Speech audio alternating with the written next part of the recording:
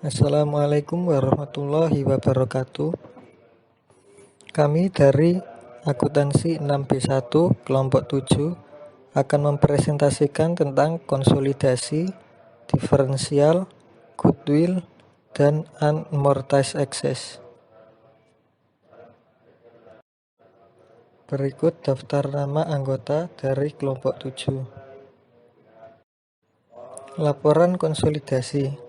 Laporan keuangan konsolidasi adalah laporan yang menyajikan posisi keuangan dan hasil operasi untuk induk perusahaan atau entitas pengendali dan satu atau lebih anak perusahaan atau entitas yang dikendalikan. Seakan-akan entitas-entitas individual tersebut merupakan satu entitas atau satu perusahaan. Sifat-sifat laporan keuangan yang dikonsolidasikan. 1. Laporan keuangan konsolidasi adalah laporan akuntansi untuk menunjukkan pengaruh ekonomi dari penggabungan dua atau lebih perusahaan yang tersendiri, yang didasarkan atas pemilikan dan pengendalian bersama, meskipun peleburan secara hukum tidak dilakukan. Yang kedua, dalam menyusun neraca konsolidasi untuk perusahaan induk dan anak, perusahaan anak dipandang seakan-akan sebagai cabang, aktiva dan kewajiban masing-masing perusahaan anak digabungkan dengan aktiva dan kewajiban perusahaan induk. Pos-pos silang yang tidak mempunyai arti penting apabila kesatuan usaha bersangkutan dipandang sebagai kesatuan usaha tunggal harus dihapuskan. Untuk yang ketiga, neraca perusahaan induk yang melaporkan saham perusahaan anak sebagai investasi dan neraca perusahaan anak yang melaporkan kepentingan yang dipegang oleh perusahaan induk sebagai modal saham. Masalah-masalah umum yang dihadapi dalam penyusunan laporan keuangan konsolidasi. Yang pertama, periode di mana laporan atau neraca konsolidasi tersebut disusun. Misalnya, penyusunan neraca konsolidasi sesaat setelah terjadi pemilikan saham, berbeda dengan neraca konsolidasi yang disusun 1 tahun periode, kemudian berhubung telah terjadinya perubahan-perubahan di dalam pos-pos neraca. Yang kedua, jumlah saham yang dimiliki oleh perusahaan induk dan harga perolehan yang telah dikeluarkan untuk memperoleh saham tersebut. Misalnya, penyusunan neraca konsolidasi di mana saham-saham dibeli dengan harga di atas nilai bukunya, berbeda dengan penyusunan neraca konsolidasi apabila saham-saham diperoleh dengan harga yang sama dan kurang dari nilai bukunya. Selanjutnya, teknik dan prosedur diatur dalam PSAK nomor 4 di dalam paragraf 8, 21, dan 23. Antara lain dinyatakan bahwa dalam menyusun laporan keuangan konsolidasi, laporan keuangan induk perusahaan atau sering kita sebut dengan parent company dan anak perusahaan kita sebut dengan subsidi company digabungkan satu persatu dengan menggabungkan unsur-unsur yang sejenis dari aktiva, kewajiban, ekuitas, pendapatan, dan beban. Yang pertama, mengeliminasi semua rekening timbal balik atau reciprocal account, yaitu eliminasi dilakukan melalui jurnal eliminasi dengan mengeliminasi rekening-rekening yang bersifat rekening timbal balik, yaitu suatu rekening yang dicatat oleh kedua belah pihak antara induk dan anak untuk satu transaksi yang sama. Yang kedua, menyusun kertas kerja atau worksheet. Worksheet sendiri digunakan untuk mempermudah penyusunan laporan keuangan. Prosedur penyusunan worksheet tergantung pada dasar yang dipakai, yaitu laporan keuangan individual atau neraca saldo individual. Dalam penyusunan laporan keuangan konsolidasi antara induk perusahaan dan anak, perusahaan dapat digunakan 3 metode, yaitu pertama metode ekuitas, yang kedua metode ekuitas tidak lengkap, dan ketiga metode harga perolehan atau cost method. Untuk memudahkan penyusunan laporan keuangan konsolidasian, dibuat suatu kertas kerja. Di dalam kertas kerja tersebut kita membuat jurnal eliminasi untuk menghilangkan akun-akun yang resiprokal. Jurnal ini tidak dibukukan ke dalam pembukuan A dan B dan hanya di dalam kertas kerja atau worksheet. Menyusun kertas kerja. Kertas kerja konsolidasi mempunyai kolom nama akun, data neraca percobaan, ayat jurnal eliminasi, dan konsolidasi. Data neraca percobaan memiliki 2 kolom, yaitu induk dan anak. Ayat jurnal eliminasi juga memiliki 2 kolom, yaitu debit dan kredit. Contohnya ada di bawah, yaitu nama pos. Data neraca percobaan ada 2, induk dan anak. Ayat jurnal eliminasi juga ada 2, debit dan kredit. Kolom yang terakhir ada konsolidasi. Neraca untuk PT induk dan anak 1 Januari 20x1 sesaat sebelum penggabungan usaha. Di sini terdapat aset kas dari PT induk 350 juta, PT anak 50 juta. Piutang usaha PT induk 75 juta, PT anak 50 juta. Persediaan PT induk 100 juta, PT anak 60 juta. Tanah PT induk 175 juta, PT anak 40 juta. Bangunan dan peralatan PT induk 800 juta, PT anak 600 juta. Akumulasi penyusutan PT induk minus 400 juta, PT anak minus 300 juta. Dengan total aset PT induk 1,1 miliar, PT anak 500 juta. Kewajiban dan ekuitas. Utang usaha dari PT induk 100 juta, dari PT anak 100 juta. Utang obligasi dari PT induk 200 juta, PT anak 100 juta. Saham biasa PT induk 500 juta, PT anak 200 juta. Laba ditahan dari PT induk 300 juta, PT anak 100 juta. Dengan total kewajiban dan ekuitas dari PT induk 1,1 miliar dan PT anak 500 juta. Kertas kerja neraca konsolidasi 1 Januari 2021 tanggal penggabungan usaha. 100% pembelian pada nilai buku. Kas, induknya 50 juta, anak 50 juta, konsolidasi jadi 100 juta. Piutang usaha, induk 75 juta, anak 50 juta, jadi konsolidasi 125 juta. Persediaan, induknya 100 juta, anak 60 juta, konsolidasi 160 juta. Tanah, induknya 175 juta, anak 40 juta, konsolidasi jadi 215 juta. Bangunan dan peralatan 800 juta, anak 600 juta, konsolidasi jadi 1,4 miliar. Invest pada saham PT anak, induk 300, kredit 300 juta. Jadi total dari induk 1,5 miliar, anak 800 juta, konsolidasi jadi 2 miliar.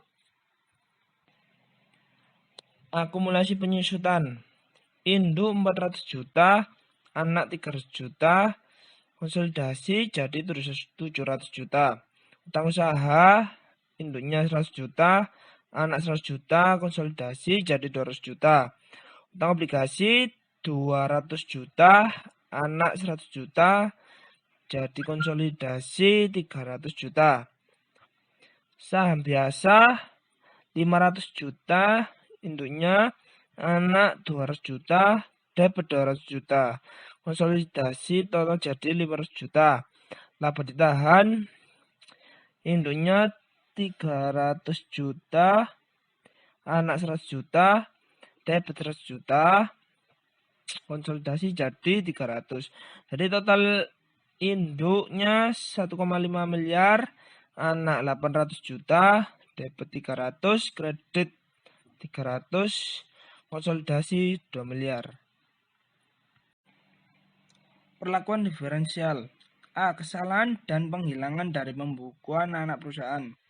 Pertama, pencatatan tidak memadai. Yang kedua, dilakukan koreksi langsung di pembukuan anak perusahaan pada tanggal akuisisi. Yang ketiga, penyesuaian periode sesuai PSAK 25. Dinyatakan sesuai dengan PSAK jika sudah didata diferensial.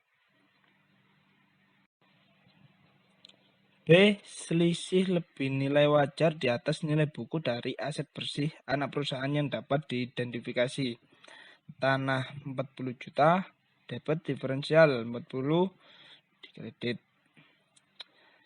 Mengalokasikan diferensial ke tanah. Yang C, keberadaan goodwill. Goodwillnya 40, diferensial 40. Mengalokasikan diferensial ke goodwill. Goodwill. Bila suatu induk perusahaan membeli saham anak perusahaan dengan harga di atas fair value net asset yang diperolehnya, maka akan terdapat goodwill.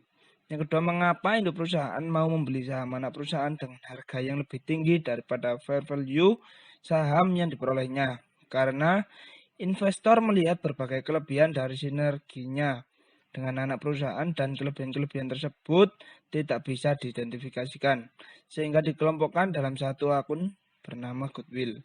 Investor akan mencatat goodwill sebagai aset di dalam neracanya. Cara menentukan goodwill. Terdapat dua cara yang diperkenankan untuk menentukan goodwill. Cara yang pertama adalah dengan mengurangkan kos atau harga perolehan dari persen kepemilikan atas nilai wajar anak perusahaan. Dengan cara seperti ini, maka goodwill yang diperoleh adalah goodwill induk perusahaan saja. Sedangkan cara kedua adalah mengurangkan kos atau harga perolehan dari nilai wajar aset neto dikurangi nilai wajar saham yang dimiliki kepentingan non-pengendali. Dengan cara yang kedua akan diperoleh goodwill untuk perusahaan sebagai satu kesatuan, yaitu goodwill induk dan anak.